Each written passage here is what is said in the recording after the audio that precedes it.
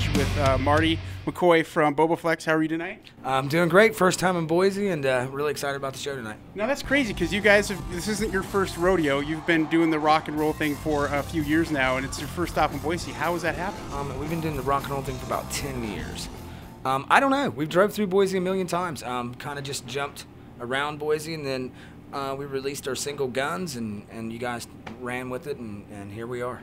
Yeah, we didn't have a choice. We felt we were scared. If you're willing to chase down the devil, you know. But you guys are from West Virginia. We talked a little bit about this with your brother, but you guys are part of the McCoy-Hatfield deal. Absolutely. If you're from West Virginia and your name's McCoy or Hatfield, you were in the feud. You're in the feud, and so we were talking. It was like, okay, I wonder if the Hatfield guys have a band, and then you guys could have a huge battle of the bands. Well, what we do now is we see Hatfields all over the country, and it's a big thing. Like, hey, you're a McCoy, I'm a Hatfield, and everyone's cordial and everyone's nice. And then the Hatfields buy so many drinks that I don't remember what happened the next day.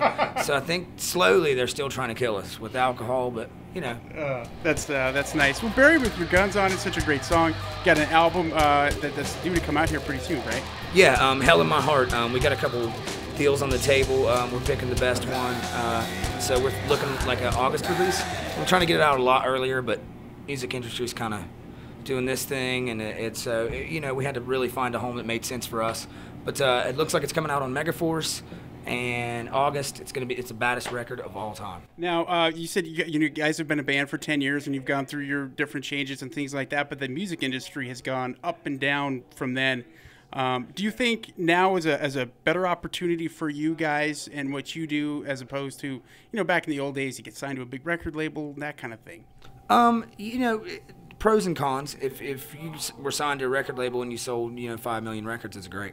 But like a band on our level, we get a lot of control come back to the artist. I think you're going to see better records and stuff because the artist is now, you can put it on iTunes, you can do whatever you want. You don't need a label for that. It's worldwide distribution, and if your band catches fire a little bit, all that money goes to you. So I think you're going to be seeing a lot more artists, like on a record label, 1 million records is a success. To an independent artist, 20 to 30,000 records is a success. So, it kind of comes back. It's coming back to the artist, and I think that's a great thing. I'd love to have a tour bus and a jet, but those days are over with. So I'm fine with this.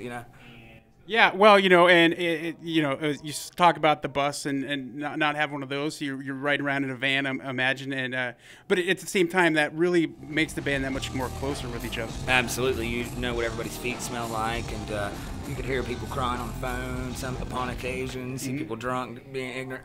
We had a bus a couple times when we were out with Megadeth, and we did a Mudvayne thing, and the bus was amazing, but the cost to run a bus, you better be selling out 3,000 seaters every night if you want to ride that bus and sleep comfortably without thinking you're going to lose everything. Yeah, we wouldn't want that to happen. What do you have, like a pre-show thing that you like to do, or is it just a few beers? What is your gear up for? I like to I usually sleep till about an hour before the show, wake up, take about 3 shots of Jaeger bombs, and it's on. I like that. Jaeger, so delicious. It just makes everything happen. And it's weird because I'm wearing a Jack hat, but it seemed to go with my outfit. Right, so, like what are your expectations for the next few months? Bury Me With Your Guns On, trying to still hang in there and climb the charts. And it's frustrating for us because we know how awesome the song is. Right. And you'll see tonight as the crowd is going to be huge here. Trying to get other stations to listen to us is kind of interesting because usually it's the record labels, who yell at us, and we're trying to yell at some other radio stations. But what are your expectations for the next few months? What do you have going on? As soon as we get the release date, I think a couple of the walls that we've hit with some of the stations that don't have a release in our market. Why would we add the song? We love the song. It's doing this and that. I think it fell down the charts a little bit, but it's been that way the whole time. It's 2 steps like the Paula Abdul song. That song is going to #1. There's no stopping that. It's just going to be one of those success stories that took a little bit of time. By then, we will have played the song 6,000 times. That's all right. Well, hey, we appreciate you spending some time with us before the show, and maybe go get your catnap in. Catnap, Boise rocks. Thank you.